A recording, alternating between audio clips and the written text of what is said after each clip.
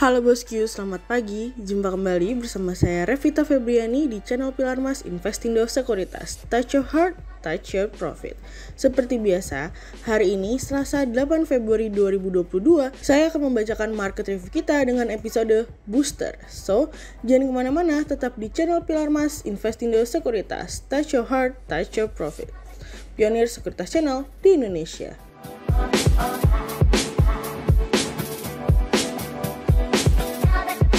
Mari kita awali pagi ini dari Global Economics Calendar. Yang pertama ada dari US Consumer Credit turun dari sebelumnya 38.821 billion dollars menjadi 18.898 billion dollars dari Bloomberg. Yang kedua ada dari Eurozone Sentix Investor Confidence naik dari sebelumnya 14,9 menjadi 16,6 dari Bloomberg. Dan yang ketiga, ada dari China Caixin PMI Composite turun dari sebelumnya 53 menjadi 50,1 dari Bloomberg. Corporate News. Yang pertama ada dari PT Nusa Palapa Gemilang Tbk atau NPGF menargetkan volume penjualan pupuk perusahaan dapat mencapai 100.000 ton pada tahun ini dengan angka penjualan sekitar 680 miliar rupiah dari kontan.co.id. Yang kedua ada dari PT Tower bersama Infrastruktur Tbk atau Tebik menyiapkan belanja modal atau capex sebesar 2 triliun rupiah hingga 3 triliun rupiah di tahun ini dari kontan.co.id. Yang ketiga ada dari PT Millennium Pharmacon International Tbk atau SDPC incar pertumbuhan penjualan 2 digit dari kontan.co.id. Kemudian pada perdagangan hari Senin 7 Februari 2022, IHSG ditutup menguat 73 poin atau 1,09% menjadi 6.804. Sektor consumer cyclicals, basic materials, financial, transportation and logistic, consumer non-cyclicals, energy, industrial, properties and real estate, infrastruktur bergerak positif dan mendominasi kenaikan IHSG kali ini. Investor asing di seluruh pasar membukukan pembelian bersih sebesar 1.955 miliar rupiah. Cerita hari ini akan kita awali dari bagaimana dengan negara berkembang. Sejauh ini beberapa investor asing tampaknya mulai menghindari obligasi pemerintah di kawasan Asia dan mencoba mencari obligasi dari negara berkembang kawasan lainnya. Karena bagi pelaku pasar dan investor melihat bahwa tampaknya kawasan Asia membutuhkan waktu yang lebih lama untuk melakukan pengetatan kebijakan moneter. Berbeda dengan kawasan Amerika Latin yang justru lebih banyak bergerak head of the curve untuk menciptakan risk premium agar ada ruang antara tingkat suku bunga negara maju dan berkembang. Saat ini bagi pelaku pasar dan investor asing, mereka mengharapkan negara-negara di IMEA atau Eropa, Timur Tengah, dan Afrika untuk tidak melakukan pengetatan kebijakan moneter terlebih dahulu sebelum Asia. Karena obligasi pemerintah di kawasan Asia, harga obligasinya mengalami penurunan paling dalam di antara negara berkembang lainnya bahkan sebelum tingkat suku bunga dinaikkan.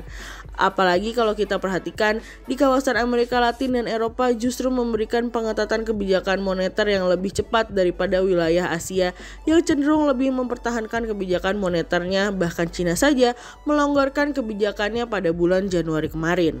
Kami melihat yang efektif adalah bahwa setiap negara menjaga risk premiumnya agar mampu untuk menjaga stabilitasnya pergerakan pasar.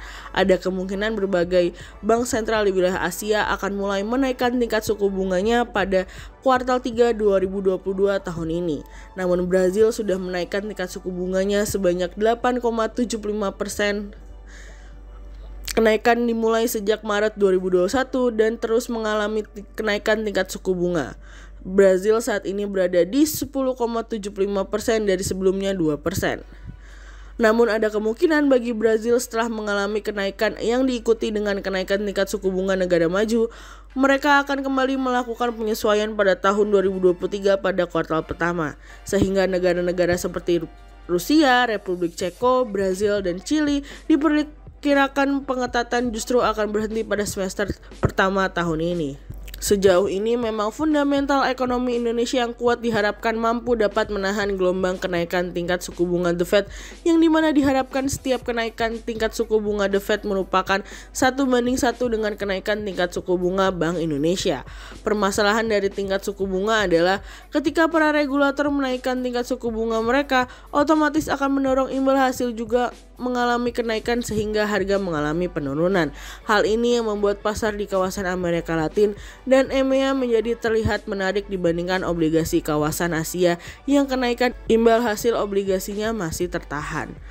Meskipun sebelumnya hanya menunggu waktu hingga imbal hasil obligasi menemukan titik keseimbangan baru. Hal itu tentu saja membuat para pelaku pasar dan investor lebih menyukai obligasi di kawasan Amerika Latin dan EMEA karena harganya yang turun lebih dalam karena adanya kenaikan tingkat suku bunga, sehingga memberikan imbal hasil yang lebih menarik. Dan yang terpenting adalah mampu menjaga stabilitas pasar tatkala volatilitas mengalami kenaikan akibat kenaikan tingkat suku bunga The Fed nantinya. Pasar saham juga akan merasakan dampak dari kenaikan tingkat suku bunga nantinya. Oleh sebab itu, seperti yang sudah kami utarakan sebelumnya, bahwa seberapa cepat dan seberapa banyak tingkat suku bunga dinaikkan akan menjadi penentu kemana pasar akan bergerak. Cerita selanjutnya datang dari kekuatan baru. Perekonomian sepanjang tahun lalu berhasil tumbuh sebesar 3,69%. BPS mencatat konsumsi rumah tangga tahun lalu menunjukkan pembalikan kondisi setelah tahun sebelumnya terkontraksi sebesar minus 2,63%. Namun di lain sisi, pertumbuhan ini masih lebih rendah dibandingkan sebelum pandemi atau 2019 sebesar 5,04%.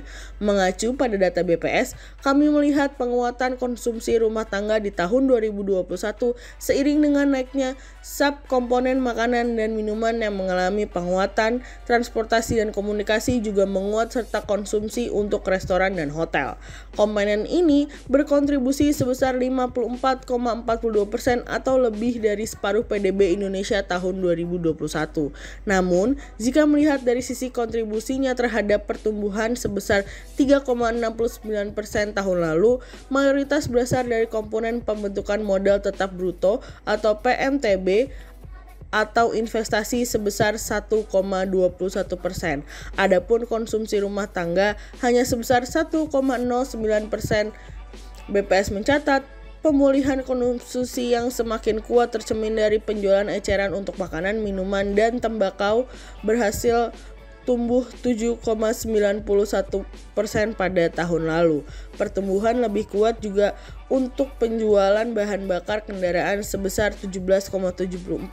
Sementara itu, penjualan wholesale untuk kendaraan tumbuh 2 digit. Penjualan mobil tumbuh sebesar 69,67% dan sepeda motor tumbuh sebesar 38,07%.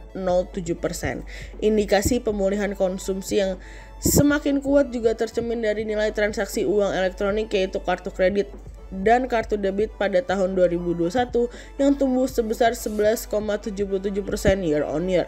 Pertumbuhan positif pada konsumsi rumah tangga sepanjang tahun lalu tidak bisa lepas dari penanganan pandemik dan juga pelonggaran aktivitas di sepanjang kuartal 4 tahun 2021. Konsumsi pada kuartal 4 2021 tumbuh sebesar 3,55%, lebih tinggi dibandingkan 1,02% pada kuartal sebelumnya. Penguatan pada konsumsi rumah tangga pada periode Oktober hingga Desember 2021 terlihat dari beberapa indikator di mana penjualan retail, motor dan mobil serta nilai transaksi uang elektronik, debit dan kredit mengindikasi adanya kenaikan. Membaiknya perekonomian di sepanjang tahun 2021 memberikan katalis positif pada pergerakan IHSG pada awal pekan kemarin. Pada lain sisi, penanganan gelombang ketiga dari virus corona menjadi perhatian selanjutnya. Meskipun saat ini progres dari vaksin booster juga telah mengiring optimisme pelaku pasar, namun apabila jumlah kasus baru tidak dapat terkendali, tentu ini dapat menjadi sinyal antisipasi bagi pelaku pasar bahwa daya tahan pasar akan diuji untuk mengalami koleksi atau tidak.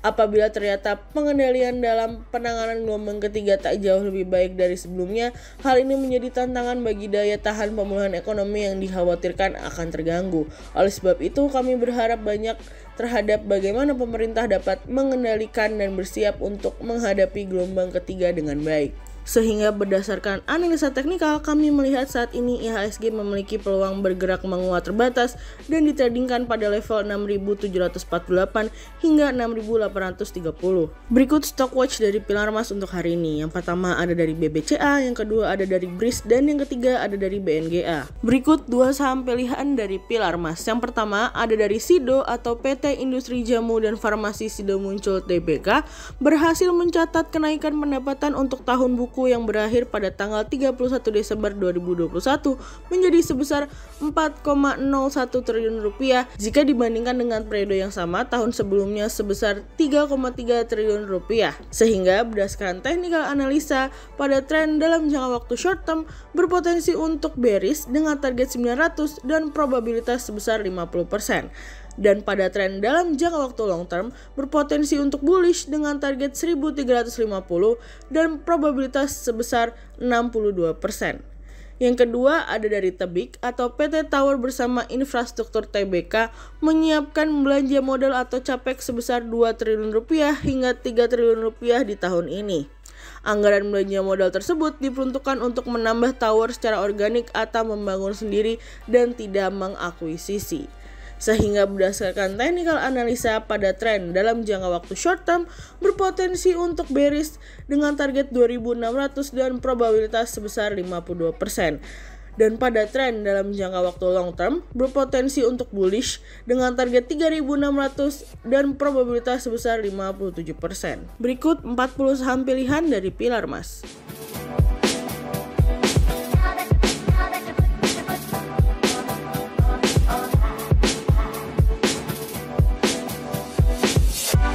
Sekian market review kita untuk kali ini. Untuk lebih lengkapnya Bosku bisa kunjungi website kami di www.pilarmas-investindo.co.id.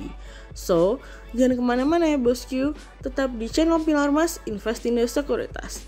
Touch your heart, touch your profit. Pionir Sekuritas Channel di Indonesia.